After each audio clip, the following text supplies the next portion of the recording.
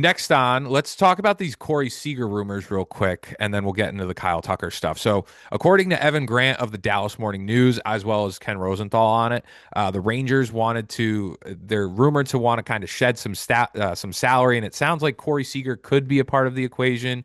The Yankees are not on his no trade list apparently, and a lot of Rangers fans respecting this. I'm not saying that this is just rumor talk and we like to have fun in the winter, Hmm. but and Ranger fans will say, "Well, he's not. There's no way he's going." I get it. I'm not. We're just sitting here having a conversation about the potential if they are willing to get rid of him and do want to part ways with Corey Seager. I think it would be the most poetic thing ever, Tyler, if the Yankees now with Anthony Volpe being absolutely horrendous at Hmm. baseball for the Yankees last year, that if Corey Seager was available, if they did somehow swoop in and make right on the wrong that they did years ago when they let him go to Texas and sign with Texas and didn't really pursue him as actively as they should.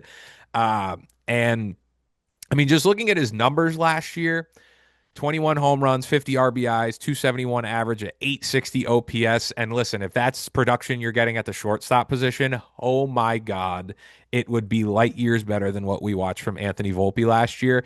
And that's a part of where Struck you out can 87 times. you can sell me 100% on being aggressive with whatever the Yankees really have, or maybe not. Well, I don't know. Whatever that you can do within reason to really, even if it costs more for the Yankees to go out and make that happen with Corey Seager, with top level guys, whether it be Jason Dominguez, Spencer Jones, other people within the Yankees organization that are highly touted.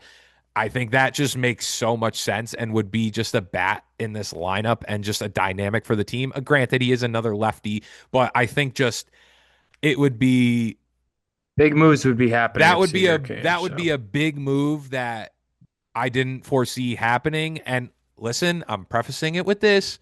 I know that it's probably a long shot. I'm not sitting here just I don't think it's that crazy, man. no, I don't think it's totally crazy if If this they like report decide is they're true. gonna move, yeah, if they decide they're gonna move him, there's only a select amount of teams that can take on that contract. Yeah. He also has a no trade clause.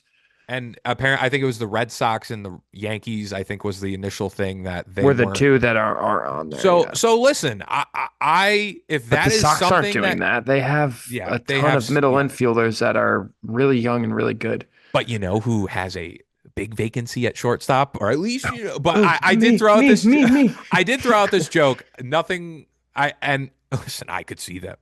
I hope not. I hope I'm wrong. Well, we still like what we could see from Volpe down the road. Please God, let me be wrong on that. That they will Dude, not say that. a But lot of people would love Cash if he owned up to this. that's the problem. Is he willing to admit his wrong? And maybe Tyler, maybe something with these prospects that maybe I'll be wrong, and they will trade Spencer Jones and they will trade Jason Dominguez, and nothing would make me happier than this offseason be some kind of revelation. But I don't know.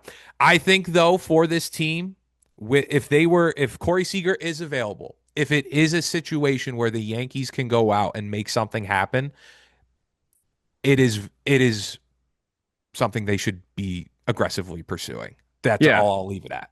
The only thing I'll say with Seager, and he is an unbelievable player. Like when he is on the field, and this is going to sound kind of nuts, there really aren't too many players better than him when he's on the field. Like he's kind of reached, I don't know how create, like in a way for a shortstop, like Mike Trout-esque status where he's either really good or he's hurt.